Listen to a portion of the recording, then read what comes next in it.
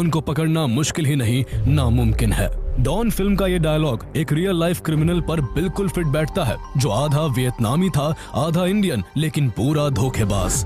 जब वो जेल से बाहर होता तो दुनिया की पुलिस उसे पकड़ने के लिए पागल रहती, और जब वो सलाखों के पीछे होता तो जेल का पूरा सिस्टम उसी के हिसाब से चलता था। जेल के अधिकारी उसके इशारों पर नाचते थे। जेल में बैठकर वो अपना बर्थडे सेलिब्रेट करता और अपने साथी कैदियों के लिए ड्रग्स का इंतजाम तक करवा देता था। वो जब चाहता जेल तोड़कर भाग जाता।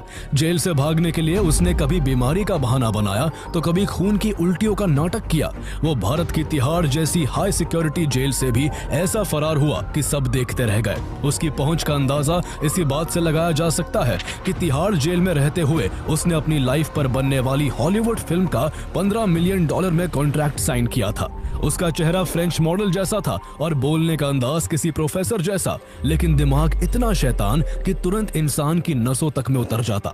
वो कभी खुद को बिजनेसमैन बताता तो कभी डिप्लोमेट बनकर घूमता, लेकिन असल में वो एक सीरियल किलर था जो अपने शिकार को पहले दोस्त बनाता और फिर उसे जहर देकर हमेशा के लिए खामोश कर देता। उसका पासपोर्ट हर बार नया होता था, नाम नया होता था, लेकिन चेहरे पर मुस्कान वही रहती थी। वो हर घटना को एक कहानी का रूप देकर वहां से गायब हो जाता था। 1972 से 1976 के बीच उसने थाईलैंड, इंडिया, अफगानिस्तान, ग्रीस और नेपाल जाकर 24 लोगों की जान ली, जिनमें ज्यादातर लड़कियां थी। लड़कियों की हत्या करने के दौरान उस पर एक अजीब सी सनक सवार हो जाती। जब भी वो किसी लड़की की हत्या करता तो उसके सारे ऊपरी कपड़े उतार देता और लाश को सिर्फ बिकनी में छोड़ देता। तो आइए जानते हैं दुनिया के सबसे कुख्यात अपराधी, बिकनी किलर के नाम से मशहूर चार्ल्स सोबराज के मोस्ट वांटेड बनने की कहानी। आखिर कभी अपने माता पिता के प्यार को तरसने वाला एक बच्चा इतना खतरनाक अपराधी कैसे बन गया?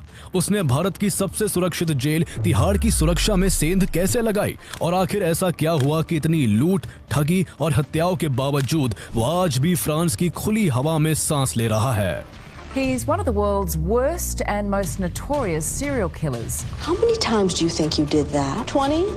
120? Maybe 100. 50 plus murders. Does he still remain as cold-blooded? Should he have been allowed to walk out free? Charles Gurmukh Sobhraj का जन्म 6 अप्रैल 1944 को वियतनाम के साइगोन शहर में हुआ था। उसके पिता सोबराज हैचर्ड बावनी एक इंडियन बिजनेसमैन थे, जबकि उसकी मां ट्रैन लुआन फुंग वियतनामीज थी। चार्ल्स सोबराज के जन्म के साथ ही उसके माता पिता के रिश्ते में दरारें आनी शुरू हो गई और कुछ ही समय बाद दोनों अलग हो गए। जल्द ही चार्ल्स की मां ने एक French army officer lieutenant Alphonse Darreau से शादी कर ली और चार्ल्स को अपने साथ फ्रांस के मार्सेल शहर